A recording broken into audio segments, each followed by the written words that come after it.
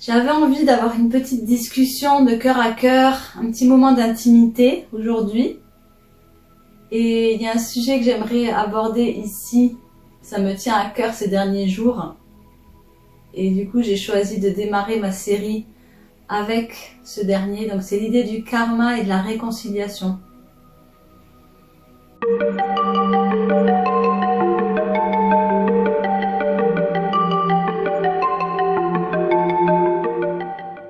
On est souvent fâché avec nos expériences, surtout quand elles sont douloureuses. Quand les expériences sont cool, quand on sent que la vie est fluide, etc. Là, on est ok. On dit c'est bien, je suis alignée en ce moment. J'ai bien travaillé, j'ai bien compris. Je sais qui je suis. Et du coup, quelque part, je récolte ce que je mérite. Je récolte ce que j'ai semé. Par contre, quand on se trouve face à des obstacles, à des événements de vie douloureux, à des épreuves, une petite voix à l'intérieur de nous peut venir nous dire « Mais est-ce que tu es vraiment sur le bon chemin? Est-ce que tu as fait les bons choix? Est-ce que c'était vraiment aligné à ton âme, à l'être que tu es? Est-ce que tu n'es pas en train de te fourvoyer ?» Et dans un sens, c'est pas totalement inutile de se poser ces questions, mais est-ce que ça a vraiment un fondement? Je ne crois pas en fait. Je crois que la vie, elle est d'une complexité sans nom et que rien n'est si simple que ce qu'il paraît. Il y a beaucoup de personnes qui disent oui, mais la vie, on est venu expérimenter sur Terre pour connaître l'amour. L'amour, c'est pas les épreuves. Donc les épreuves sont inutiles. On peut vivre une vie sans épreuves. Et du coup, moi, je ne veux pas vivre, par exemple, telle ou telle relation conflictuelle avec mon patron, avec mon voisin. Bon, peu importe. Donc, je préfère déménager ou changer de boulot pour ne pas vivre ça parce que c'est pas en accord avec mes principes, mes valeurs. Donc, quelque part, je fuis la situation, je décide de faire autre chose, de faire autrement. J'ai envie de dire oui, c'est ok, c'est une solution possible. Une autre solution serait de dire si la vie m'envoie cette situation, c'est que j'ai besoin de la vivre. C'est d'être dans une position d'humilité, de se dire je ne comprends pas tout, mais si j'ai ça à vivre, si c'est sur mon chemin, étant donné que je suis persuadée que le hasard n'existe pas, alors cette situation, cet événement a une raison d'être dans mon existence. Et il faut que je la traverse, il faut que je la vive, et je comprendrai peut-être après, plus tard, ce qu'elle m'a permis d'apprendre, de comprendre, ou d'expérimenter derrière. Tu vois, c'est comme si tu te baladais en forêt et que d'un coup tu avais un tronc d'arbre en travers du chemin et que tu te disais bon, s'il y a ce tronc d'arbre, c'est que c'est pas mon chemin. Au lieu de te dire que tu es sur le bon chemin et qu'il faut juste passer l'obstacle, quoi. Ça paraît ridicule, hein. En donnant un exemple concret, ça paraît complètement ridicule. Et pourtant, dans la vie, c'est la même chose.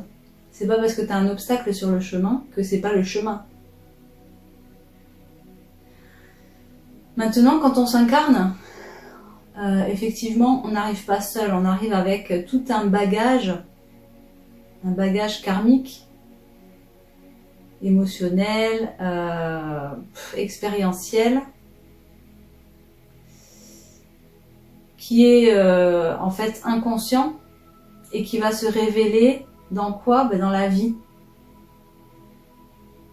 Dans la vie et dans certaines de nos attitudes, dans nos blessures par exemple. Alors qu'est-ce que c'est le karma?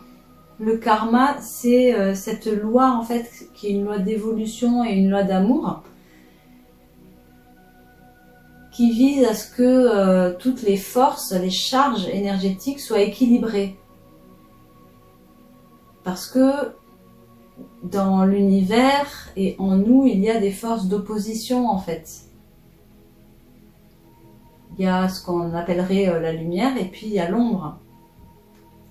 Il y a la lumière pure et il y a la densité. Et surtout sur Terre, donc, on vient vivre la dualité en fait. Donc quand tu t'incarnes, tu viens avec ce bagage. Donc il y a d'abord tout un travail pour apprendre à te connaître au travers des expériences de la vie. Et une fois que tu te connais, que tu sais qui tu es et ce que tu viens faire, tu as toujours des épreuves parce que elles vont être le reflet de ton karma.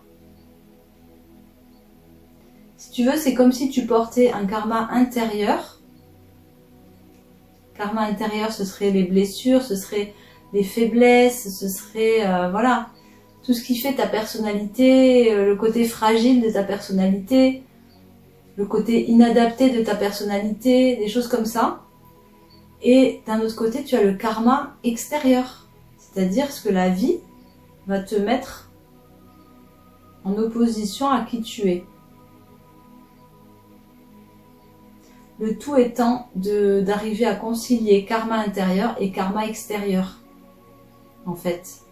Donc tu vois, par exemple, si tu veux faire, je sais pas, tu as décidé que tu allais partir en voyage, bah, si tu t'arrêtes au premier obstacle en te disant « Ouh, c'est un signe pour pas que je parte faire ce voyage », bon, tu as le droit de le faire, surtout si tu sens vraiment que c'est un signe, et ça peut arriver. Mais par contre, si tu sens vraiment que ton âme t'appelle à voyager et que tu as des obstacles, mais continue, persévère, fais-le ce voyage. Tu vois ce que je veux dire? Il n'y a pas une bonne ou une mauvaise réponse à cette question. C'est en fonction de l'appel que tu ressens à l'intérieur. C'est surtout ça le plus important. Et c'est marrant parce que récemment, j'ai vécu justement une grosse épreuve qui a duré plusieurs mois. Une épreuve professionnelle. Dans le même temps, j'avais une amie et elle me dit il m'est arrivé exactement la même chose que toi et moi j'ai décidé que c'était non. Tout de suite, j'ai senti dans les premiers jours que ça allait mal se passer avec le patron et du coup, j'ai posé ma démission. Tant pis, j'avais vraiment besoin de ce boulot, mais j'ai posé ma démission et tout ça. Je dis waouh, quel courage!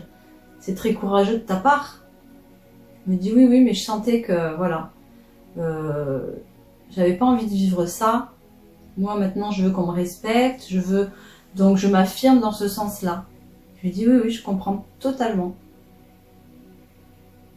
Je dis mais moi par contre, tu vois, je sentais qu'il fallait que je vive l'expérience. Même si elle était désagréable et douloureuse, il fallait que j'aille au bout de cette expérience.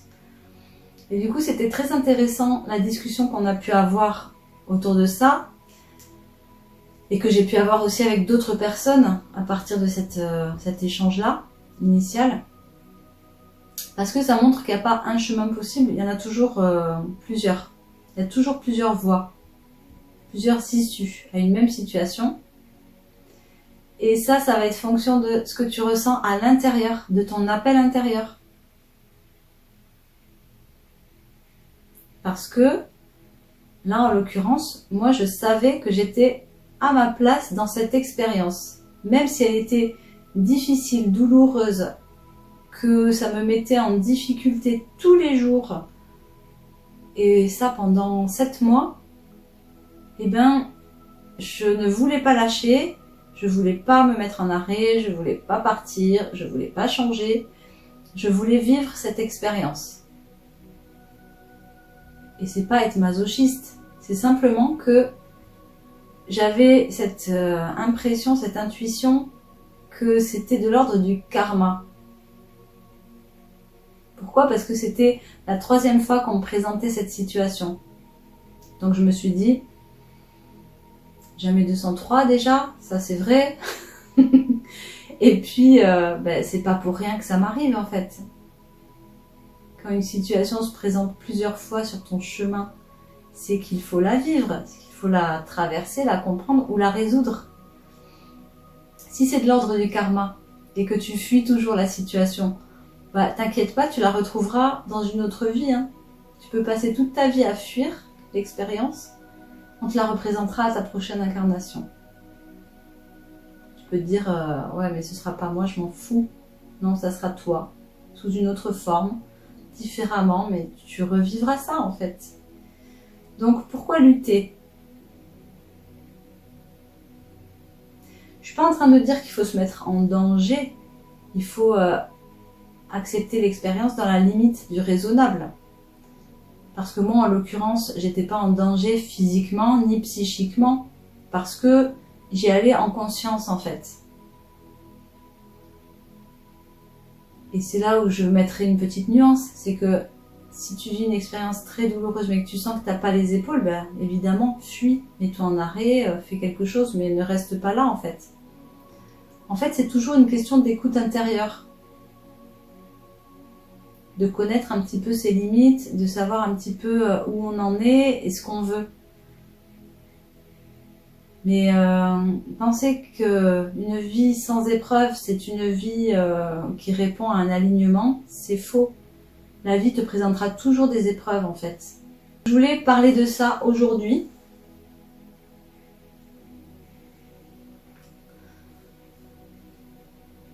Parce qu'en fait, on peut amener une participation consciente à la résolution de son karma. On peut l'observer. Et quand on observe son karma se dérouler, alors on peut vraiment participer activement à l'accélération de sa résolution et donc finalement alléger et notre âme et notre existence tout en apprenant et en évoluant. Je ne suis pas en train de dire qu'il faut chercher la difficulté. Hein. Je suis la première à vouloir vivre une vie paisible, calme, sans tension, sans conflit, et dans l'amour et la bienveillance. Mais par contre, si une fois, 2 fois, 3 fois, par des personnes différentes, on me présente une expérience désagréable, c'est qu'elle a à voir avec quelque chose d'enfoui à l'intérieur de moi, dans mon karma, dans mes bagages, et que donc, j'ai à la vivre. Alors je ne fuis pas, j'accepte l'expérience à la hauteur de mes capacités, mais sache que la vie souvent t'envoie des épreuves au bon moment, quand tu es en mesure de les vivre. Donc si tu fais confiance à la vie, alors tu peux te dire que tu es capable de vivre exactement tout ce que tu as à vivre dans tes journées et dans ton existence, quoi. J'aimerais bien savoir ce que tu en penses, si ça te parle, si ça fait écho à des situations vécues ou pas, si ça apporte de l'eau à ton moulin en ce moment.